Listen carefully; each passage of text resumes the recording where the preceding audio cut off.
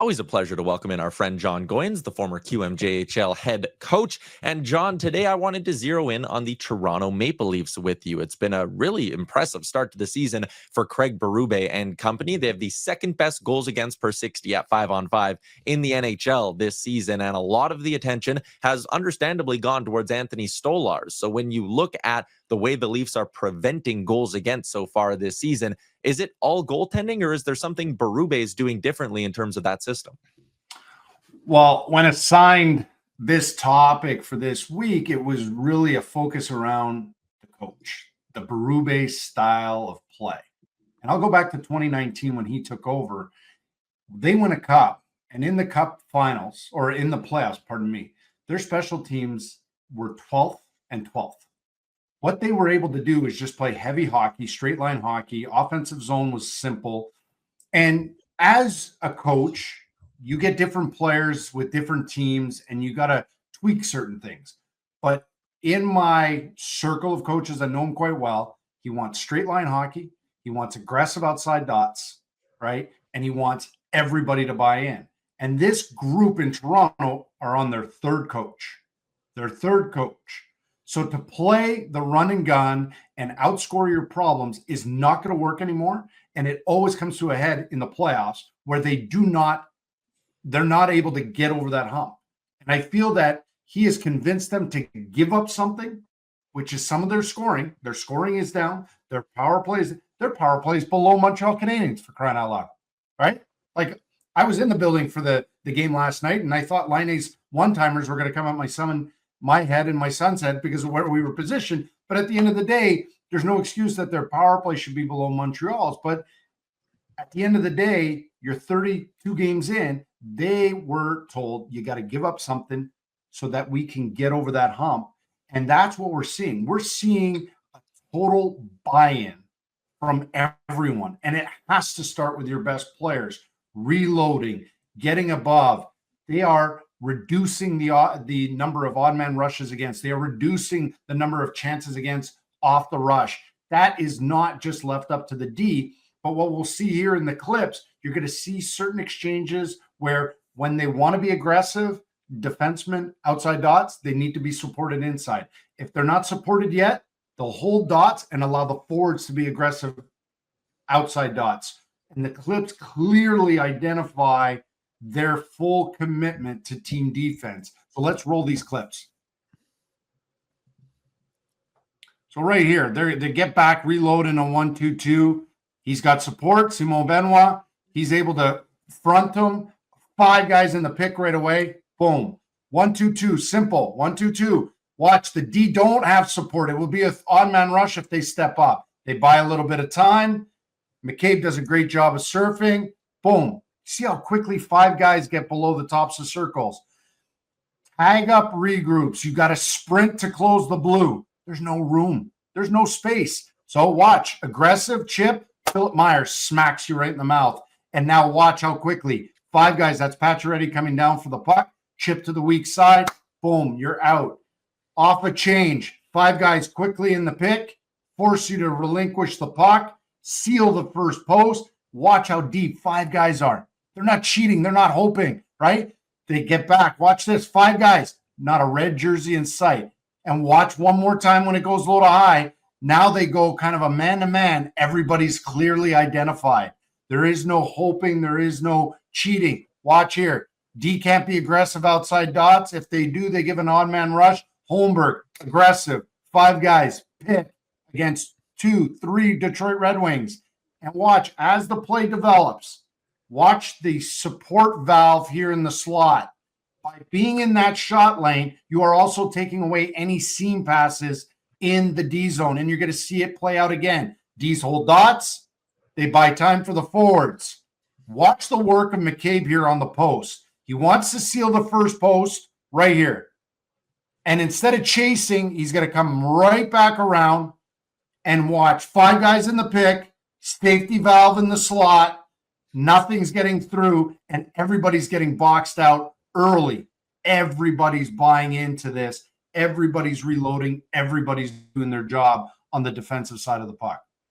Okay, so as a quick aside before we move on to the other end of the ice, if I'm watching these clips and I were to say to you, hey, this actually also suits the Leafs personnel because they may not be the most mobile back end in the league, would you say that that's true?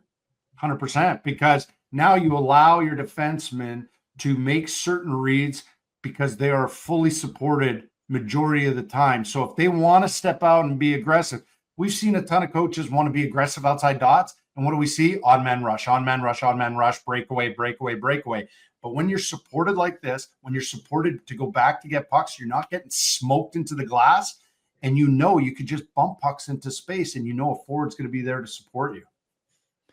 So let's talk about the other end of the ice because, you mentioned that their offense is down, and it is, and their power play certainly hasn't been anywhere near good enough, which has a lot of room for improvement and is a positive. But as their offense has dipped because they're interested in playing a straight line game, not just in their own end, but at the other end, do you also think that their offense might be more sustainable when it comes to the playoffs? Because that's the other big part of this. It's not necessarily that the Leafs have played poor defense in the playoffs. To me, their biggest issue is that they don't score like they do in the regular season when it comes to the postseason. So what do you see? Well, I've talked about it with Toronto. We've talked about it Toronto in playoffs. We've talked about it with Carolina during the playoffs, being offensively diversified. If you play one way the entire year, that's an easy pre-scout when you got to play a team potentially 7 times. What they've done now is you see them not cheating themselves in the offensive zone. So it's the reloads, the F3 to support, D's being supported to basically hold pucks in the zone a little bit more. So you're going to see offense come not just from, quote unquote, fire wagon hockey and all the fancy loops and long possessions. They still have good possession time in the offensive zone, but it's how do we set ourselves up to be offensively diversified? And these next 6-7 clips will clearly identify how they're doing it right now in a way that is not the sexy, oh, look at this long sequence of, silliness where everything just goes around. But at the end of the day, if you cannot create action from the slot, it won't mean shit. So let's fire up these clips. So simple forecheck. This is basic hockey. Watch Austin Matthews. He pokes and then he's like, whoa, wait, I'm the F3. I got to reload. Look at the support here. He keeps reloading, but he's also smart. He knows he's in a pocket of space where he could create offense. Watch again here. So you got Riley down. Watch Marner reload here. And they're doing a lot of this. Wide D, pop a forward in the middle. But look, nobody's cheating, and they're always above these pucks. And now a little bit more on the puck placement. They want to take away strong side walls on the forecheck. D can hold the puck in, and look, Pacioretty. He loops all the way into the neutral zone. That allows them to reload and forecheck once again, down the wall again, keep the puck in, scoring chance for 34. Watch again, take away the strong side wall. Pacioretty's right there, a little tap back to the D. OEL can walk, and it's been the willingness to sprint to net front, and it's going to happen again. The reloads to be above the puck, give it to the weak side D, establish net presence. That is for sure an element of Berube hockey from 2019 winning a cup. Get bodies to the net, multiple bodies, no flybys, little chip and chase, little puck placements. It looks like nothing. You took away the strong side wall. Why not take away the weak side wall? Nothing cute about it. Keep the play alive. Reload to the net front. Now, zone entries. A lot more kickouts with middle drives. Everybody's got a middle drive or drive the back post is what we're going to see here on the next one. Nylander's going, no East-West hockey yet, but Matthews is going to drive that back post. So now their offense, instead of always getting cute with the toe drag and maybe getting lit up, they were always known for giving up a ton of turnovers at the offensive blue line in the playoffs that bit them in the ass because they would get scored on at a higher rate off of turnovers than anybody else during their playoff runs. So let's put a bow on this. Are the Leafs actually different? Are you buying what the narrative is? I absolutely am. I feel that they were honest with themselves. They gave up something to tweak that identity and style of play, which I think will be way more sustainable than it has been in the past. Jon, as always, appreciate your time. If you're in the YouTube, you want to hear more from him, you can find him on Twitter at Gourmet Hockey. We'll chat again next week. Have a good one.